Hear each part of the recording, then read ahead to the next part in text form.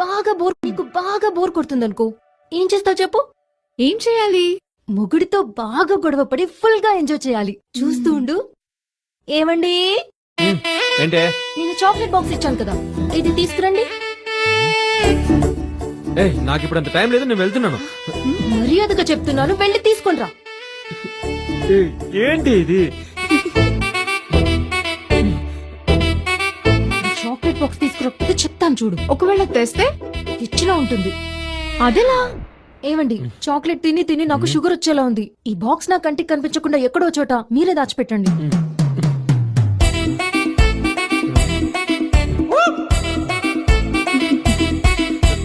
దొరకలేదే. దొరకలేదా? భార్యదొక చిన్న ఆశ, చాక్లెట్ ఇప్పించగలేదా నీకు? అసలు నువ్వు మొగుడివేనా? నీలాంటోడికి భార్య చాలా ఆపవే.